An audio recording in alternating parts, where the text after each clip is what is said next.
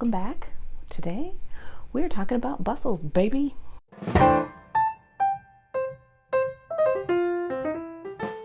From the mid-1860s through the 1870s and 1880s, the bustle in some form was king.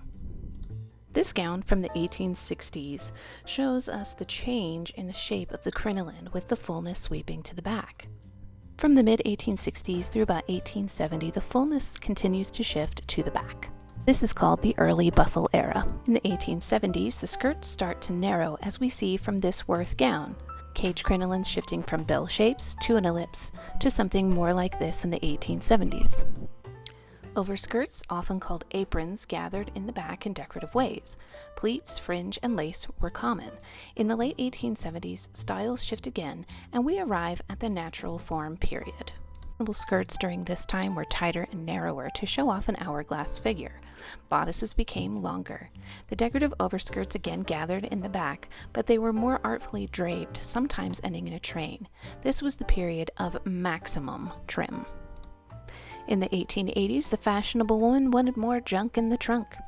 From about 1884 to 1886, the bustle really reached its max, where the bustle would be at a 90-degree angle from the woman's back. From then, they started shrinking, as we can see from this dress from 1888. Here you can see how the bodice and skirt work together. The jacket is fairly long and the skirt is slightly narrow, so I'm only comfortable giving this old girl an 1870s to early 1880s date. Also, please ignore the background. We were in full moving mode. In the jacket, you can see a mandarin undercollar, a decorative overcollar. This closed with hook and eyes. It is a wool silk blend. With a really interesting texture. There is a lot of damage to the fabric and discoloration, small holes throughout. The trim on the bottom and at the cuffs is silk. There you can see the hooks and eyes running down the front, which have some of them been removed. There was some slight evidence that there may have been decorative buttons there on the outside, but not quite sure. Here you can get a good look at the cuffs. There's this really interesting tab detail, and I can't tell if they're meant to be turned up like this sleeve or turned down like this sleeve. I want to say turned down, but I'm still not quite sure. They're bound in silk, as you can see, and a nice little delicate detail. This jacket has some impeccable tailoring. It would have fit the body really, really well. And the way that it's done is by having a lot of shaped pieces. So there are two center front, two side front, and two side pieces. So the front of this bodice takes 6 pieces at least. Now when we open the jacket, we can take a look inside. It is lined in cotton, and you can see how I use tissue paper to keep the jacket from folding or creasing. That helps, protect it, keep it from shattering, keep it from the folds. You can see that the lining is unfinished. Look at all those raw edges just hanging out in there. We do see some interesting basting in places, and how the curves have been clipped. Yes, that is an important step, but we look back, I think, at extant garments as, these well-made, and they are well-made, but that every seamstress, every tailor, every dressmaker went the extra mile of finishing all the interior seams, and that's just not the case. The armpits do show signs of staining and wear, which I kind of use like rings in a tree trunk. How many times was this worn? I don't believe I counted though this time. You can again see backstitched sleeves with unfinished seams. Yeah. The back is kind of a mess with all of those seams so close together. They're not pressed open. They're just left to be how they are. For me, it's the imperfections that bring humanity to a piece. There are some really weird things, like this wide seam allowance that was just kind of tacked into place. It was hand basted. The sleeves were hand sewn in, but none of the seams were finished. there are pieces that are pieced. But this is where the maker and the wearer live on for me. All right, now let's take a look at the back. We can again see many pieces, that's at least 6 again, across the back to create that impeccable tailoring. And I love how they narrow at the waist and flare out at the hips. Gorgeous.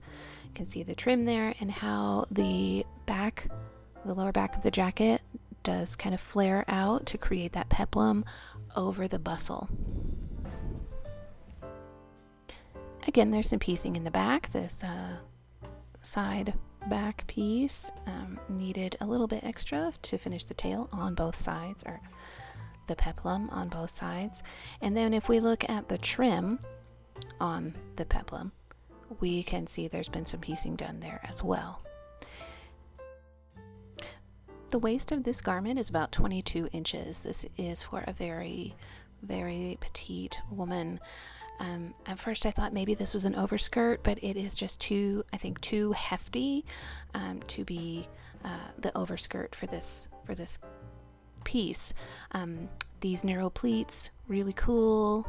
We have some damage here at the back. If we open this up, we can see where the ruching of the bustle in the back is tacked into place.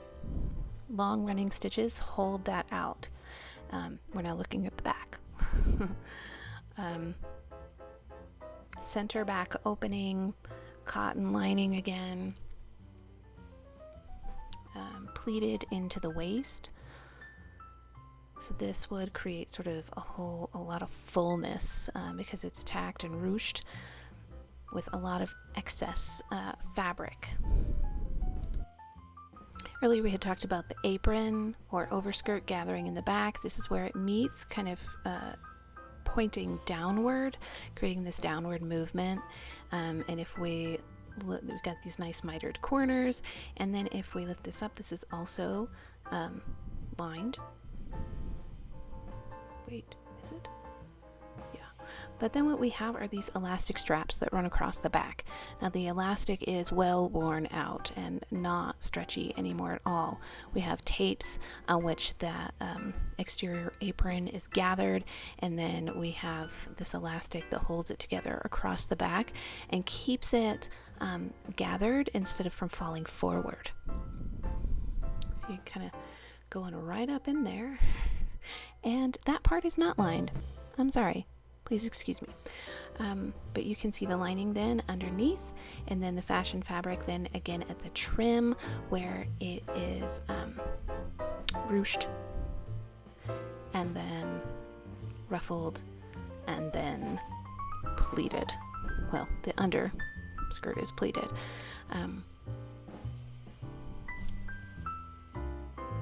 And those two areas are where the elastic would attach and pull together to again create fullness at the center back of the skirt. And this, which should have been done first, this is what the back of the skirt looks like on its own. And again, here is both the jacket and the skirt together laid out on my sewing table, on my work table, so that you can see how they work together and how those seams in the back create this downward movement down toward the skirt where the bustle and all this fabric and trim are gathered. So thanks for watching today. If you have any bustle dresses in the works, or if you've made anything, please share them below. I would love to see your work. Like I said, I love big bustles and I cannot lie.